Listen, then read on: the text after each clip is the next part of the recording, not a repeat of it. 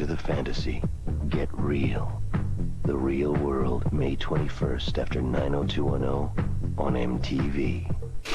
This is the true story. Few people could have predicted the impact MTV's The Real World would have when it premiered on May 21st, 1992. The series ushered in the modern era of reality television, and its influence can still be seen in the reality programs of today. Over the years, there have been multiple attempts at creating reality series involving kids. These have ranged from mostly inoffensive to downright disturbing and exploitative. But only one of these shows managed to capture kids in a realistic and relatively wholesome way. These were the true-life adventures of kids at summer camp. This was Disney Channel's original reality series, Bug Juice. Bug juice, it doesn't come in a jar. Bug juice comes from who you are. It has the flavor of what you can become. Freedom, reaching out on your own. Freedom, lighting up the unknown. Working together, we all have grown. Bug juice, the true life adventures. Bug juice, real kids, making friends, having fun on Bug Juice. Bug Juice sprang from the mind of producer Douglas Ross. Ross founded his production company Evolution Media in 1987, but by the mid-90s, the company had yet to produce or sell a major project of their own. That changed in the fall of 1996, when Douglas Ross had a meeting with Rich Ross, a senior vice president of programming and production at the Disney Channel. Disney Channel was gearing up for a major rebranding and needed a solid slate of original shows. During the meeting, Ross and Ross began reminiscing about their adolescent days at summer camp, when Douglas Ross pitched a reality show documenting kids at camp. Rich Ross was immediately sold on the idea. According to Douglas Ross, it was one of the rare times in my career that I sold a show on a one-line pitch in the first meeting. With the series greenlit, the next step was to find a summer camp that would be willing to allow a camera crew to film the entire summer. Douglas Ross's creative partner, J. Rupert Thompson, reached out to one of his school mentors, Peter Kearns. Kearns got Thompson interested in summer camp while Thompson was in school, so Thompson knew Kearns would be the perfect person to get suggestions from. As it turned out, Peter and his wife Penny had recently purchased a summer camp, and it would be the perfect place for the series, Camp Waziyatah. Camp Waziyatah was founded in 1922 in Waterford, Maine. Waziyatah occupies 130 acres of land off the shores of a beautiful private lake. The idyllic scenery seemed ripped straight out of a movie. Disney itself couldn't have built a better camp. The series, named Bug Juice after the sticky sweet fruit drink popular in summer camps, was set to film at Camp Waziyatah for 56 days straight in the summer of 1997. To find the kids the docuseries would focus on, the production team held hundreds of phone and in-person interviews with kids who already planned on attending Camp Waziyatah. This was done to assure the kids were as authentic as possible. We didn't want to look for kids who were interested in going to camp because they wanted to be on TV. We wanted to find kids who were going to camp who wouldn't mind being on TV. The team eventually found the right mix of campers to center the show around. 27 campers would be prominently featured over the course of the season, 14 boys and 13 girls, ranging in age from 12 to 15. The campers were a diverse group, coming from different socioeconomic, religious, and ethnic backgrounds, the perfect setup for a reality show. Joining the campers would be 4 counselors. The boys of Grove 4 would be led by Brett and Morgan, and the girls of Hill 4 would be looked after by Luna and Annie. The camp was broken up into 2 4-week sessions. Some campers only attended for the first session, some only attended for the second session, and a handful attended for the entire summer. This provided plenty of opportunities for emotional moments amongst the campers as old campers left and new campers arrived. Before, I never really could learn to love another guy. But I come to love every one of you guys. My first impressions of the new kids weren't very good.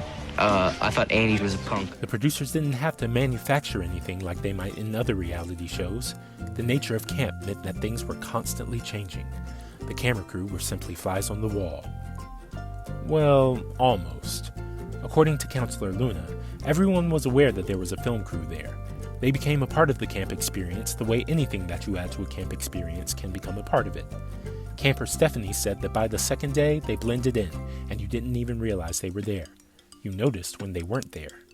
The crew was split between the girls' and boys' cabins, with an all-female crew filming the girls and an all-male crew filming the boys. Anytime a camper requested the cameras be turned off, the crew was required to oblige, although according to the producers, that request was only made a few times. The producers assured the parents of the campers that they wouldn't include anything in the show that would make their children look bad.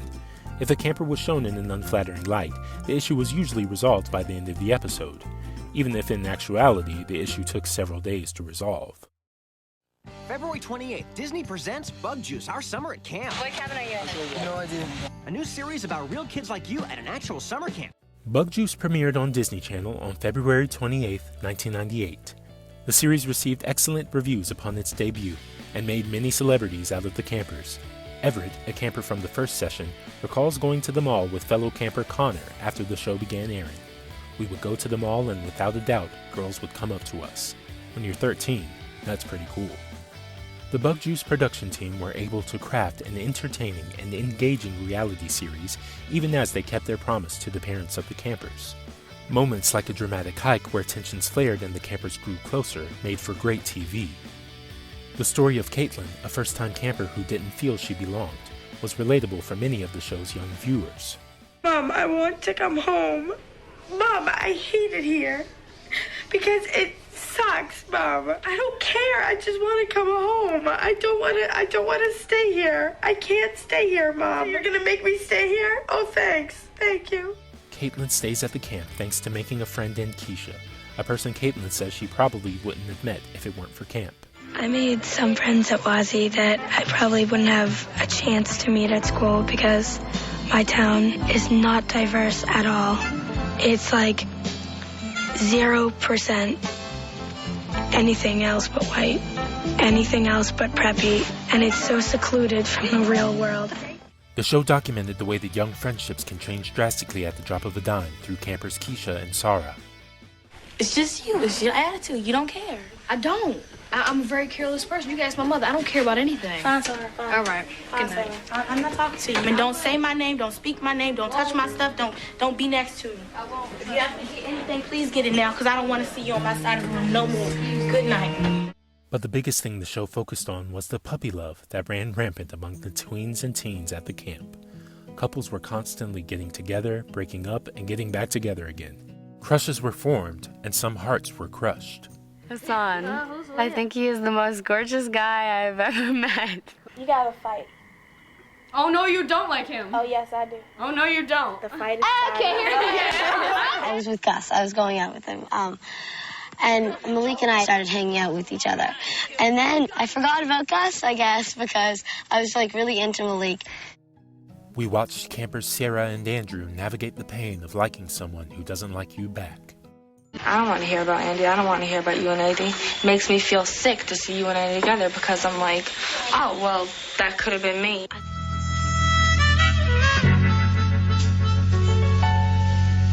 I think when John did that, I was like, wake up, Andrew. It's not, you're in fantasy land. Even though the producers strived to make the show as truthful and honest as possible, Bug Juice still had several moments where not-so-truthful editing was used. See if you can spot the dubbed voice and repeated dialogue in these clips involving campers Allison and Sarah. Come here, Allison. I need to talk to you. So are you going to go to the dance with Jason tomorrow? I don't know. He's probably going to ask you. Oh, it's going to be a long night tonight. So do you want to go with him? I don't know. I wouldn't mind doing it again. It was like, okay, all of it was worth it. It was fun. It was like, okay, all of it was worth it. Luckily, moments like these were used sparingly on the show and never drastically changed what actually happened during the summer. Unlike some reality shows that use editing for more nefarious purposes, Bug Juice only used editing to tell a clearer story. Bug Juice was a success on all accounts. The kids were pleased, their parents were pleased, the viewers were pleased, and most importantly, Disney Channel was pleased. A second season was ordered soon after the first had finished airing. Of course, due to the unique nature of the show, the second season wouldn't begin filming until the following year, and wouldn't air until the year after that. The question was, would the second season return to Camp Waziyatah? The answer, wisely, was no. In order to keep the show fresh, a new summer camp was chosen for Season 2 of Bug Juice, Camp Highlander in Horseshoe, North Carolina. These are the true life adventures of kids at summer camp. So I got a call from Disney, and I said, yeah, right. Who is it really? They said, no, it's Rupert Thomas from Disney. And he said, Mr. Tinsley, I'd like to talk to you a little bit about the possibility of a reality show being filmed at Camp Highlander. I said, what is a reality show? I mean, there were no reality shows. He said, well, it's kind of like a documentary. Sure enough, they were like flies on the walls for 24/7 at camp. It was a fantastic thing for us. I mean, it was really good.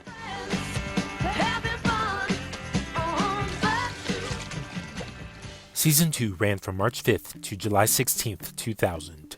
Viewers followed a brand new group of campers as they came of age in the Blue Ridge Mountains of North Carolina.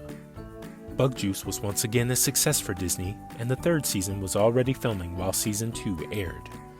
This time, Bug Juice would leave the East Coast and head west to Torero, New Mexico at Brush Ranch Camp. The third season of Bug Juice received a new rendition of the theme song, performed by a male singer. Bug juice, it doesn't come in a jar. Bug juice comes from who you are.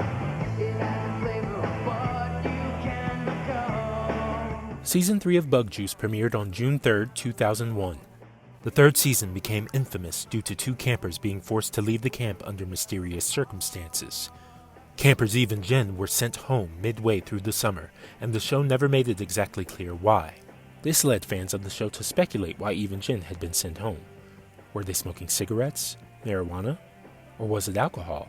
Rumors swirled for years. Finally, in April 2020, Eve explained on the Wampum Codes podcast that she did nothing wrong. Eve was framed. I got framed by my bunkmate who, was jealous that the cameras were on me all the time. For me personally, that was horrible because it was my home space, my safe space. Yeah. It was the place that I loved more than anything else in the world, and I would never do anything to jeopardize that. Eve goes on to explain that the producers fought hard to keep Eve at summer camp, saying that they had proof that she did nothing wrong. But the heads of Brush Ranch Camp were insistent that she and Jen be kicked out. Camp is about to end. Season 3 of Bug Juice ended on October 14th, 2001.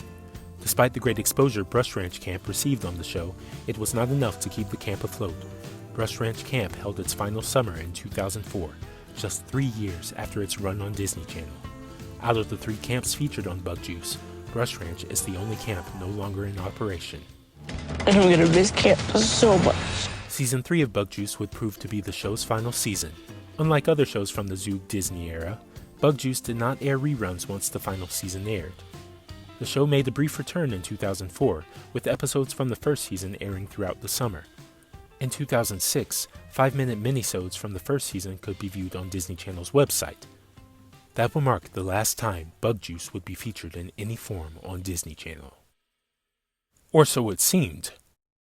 On August 4th, 2017, Disney Channel announced that Bug Juice would receive a revival on the network. The show would be returning to Camp Waziyatah to follow a new generation of campers. Bug Juice: My Adventures at Camp premiered on July 16th, 2018. Despite following the same docuseries format of the original, there were several notable changes that made the new Bug Juice wholly different from its predecessor, starting with the replacement of the iconic theme song.